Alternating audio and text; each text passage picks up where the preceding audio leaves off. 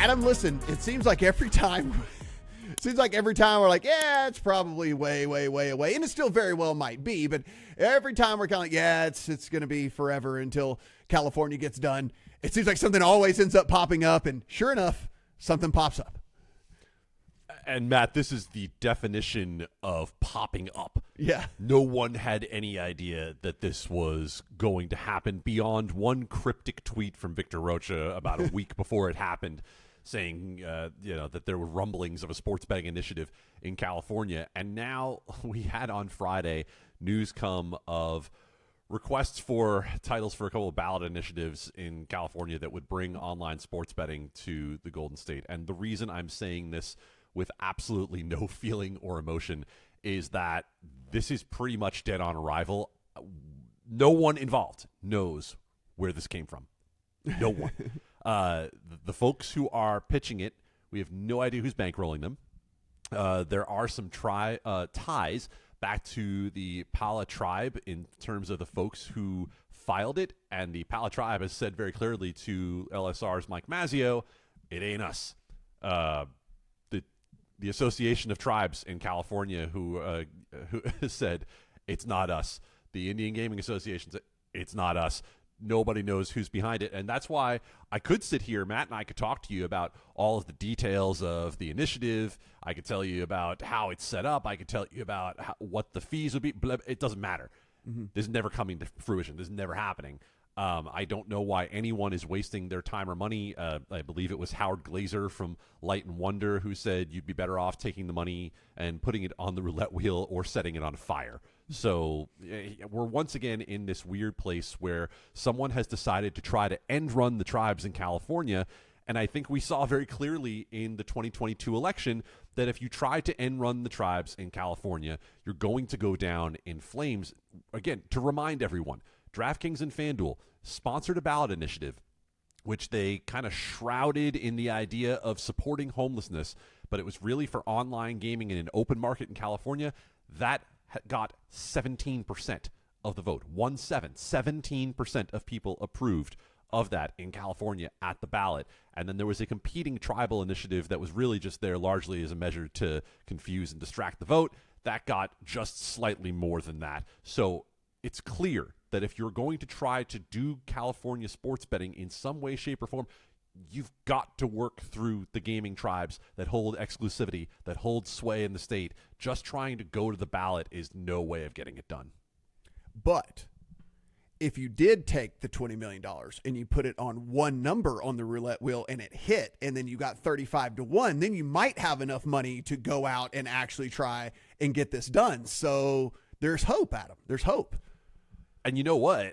I have a suggestion for anyone who's thinking about doing that. If you want to do it, you can go down to Florida, because now they're going to have roulette now too, right? And you could bet it at a tribal casino, and that way you'll just be giving the money to the tribe if you ultimately lose that roulette bet. So it kind of works both ways. Let's talk about how you could get some instant promotion for your casino. Would be taking a $20 million roulette bet, like a $20 million roulette spin. I'm guessing because of the odds involved, somebody would do it. Maybe at like 5 million. I don't think someone would do it at 20 million, but like someone would do it because it's very bad odds. But Adam, could you imagine if that hit? I mean, seriously, could you like what it would do to your quarterly earnings on one single roulette spin? But listen, there's someone I think who's right for the job. We hear about these 7-figure outlays all the time. If you're in the Houston area right now and you're interested in perhaps some furniture or bedding, you might just be the guy. This is true. But again, we'll, if anything, we don't expect, if anything comes to this California stuff, obviously we'll keep it updated over at LSR, but we imagine that this is going to be something that we talk about one more time, and that's whenever it dies. So we will, we'll do that here on the podcast. Adam, what about Wyoming? Interesting story coming out of Wyoming from LSR's Sam McQuillan. I want to shout out Sam. He's been at the forefront of all of this coverage of pick'em games and whether or not they're sports betting, and all of the various regulators across the country who have been cracking down on these games from DFS companies that look a lot like parlay prop betting. So what we saw were some emails that were exchanged between a lobbyist in Wyoming and the Wyoming Gaming Commission. And these go back to the early part of 2023, in which the lobbyist, a man named David Picard, points out to Charles Moore, the director of the Wyoming Gaming Commission, essentially a news article saying, hey, these products exist. They look a lot like prop betting. You probably should take a look at it, so on and so on. And what we ultimately find out as it goes along is that Picard is registered to represent the Sports Betting Alliance in Wyoming. That is a consortium that includes FanDuel, DraftKings, Fanatics, BetMGM. He previously, going back a few more years, was registered specifically to represent FanDuel and DraftKings in the state of Wyoming. There are emails exchanged that essentially say that Moore realized that going and looking at the law, that this was probably something that needed to be dealt with. It was kind of interesting to see him communicating, though, and going back and forth and saying, hey, we're working on it, hasn't happened yet, so on, so on. I don't really know, that he owes anything to a lobbyist who's asking about this. But what we see ultimately is that on July 5th, the letters were mailed to Prize Picks and Underdog, telling them that they needed to cease and desist offering pick'em games in the state of Wyoming. And then on July 6th, there's record of those same emails, I should say those letters, being emailed to Picard and showing him that this happened. Now, I've made this analogy before on this podcast. I'm going to give you the short version of it once again right now, because I ultimately think this is where I fall on this. If you are playing a game and there are two coaches, and one coach points out to the referee that the other team is breaking the rules of the game, and the referee then enforces the rule, ultimately, who is at fault? Well, it's ultimately the team that is breaking the rule who is at fault. It doesn't necessarily matter how the referee became aware of it.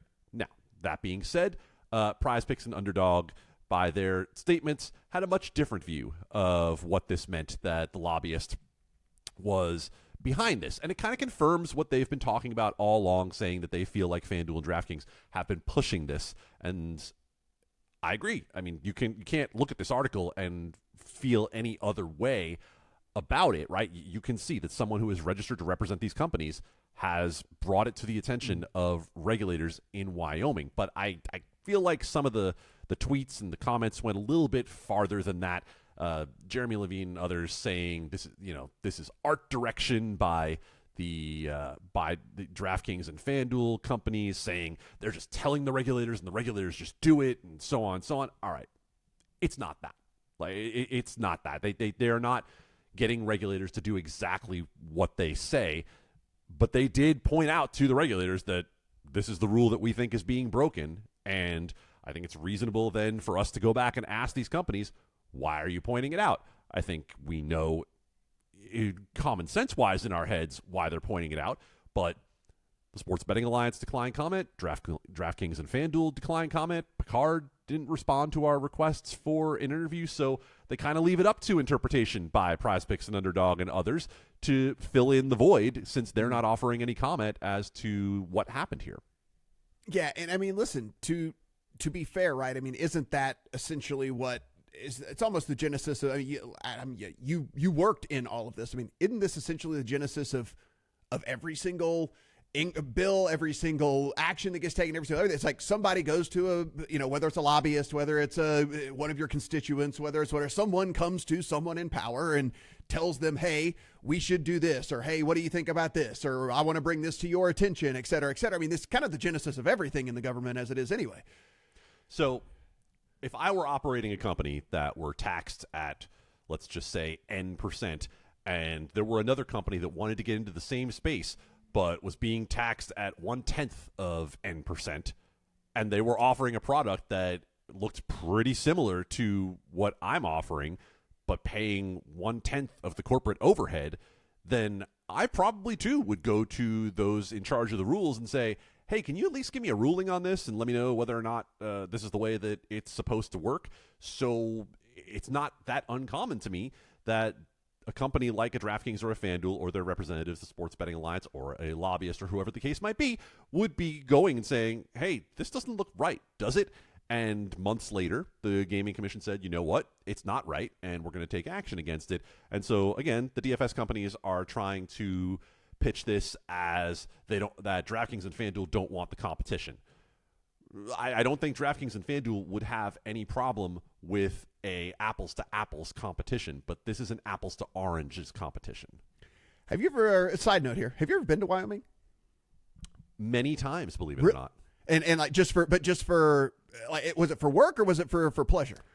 So I've been to Laramie, Wyoming a number of times for work, because that's where the University of Wyoming is. However, I also won a trip on Wheel of Fortune to spend 1 week in Jackson Hole, Wyoming. And so I have spent a quality week in Jackson Hole, and I have to tell you, buddy, I had a great time. Well, see, here's the thing. I just went to wyoming.gov because I just wanted to see what was going on, because I've always been curious about Wyoming. And their opening sentence about Wyoming makes you want to go to Wyoming. Wyoming is where the untamed spirit of the West and majestic natural beauty open your mind and invigorate your senses to release your own inner freedom and sense of adventure.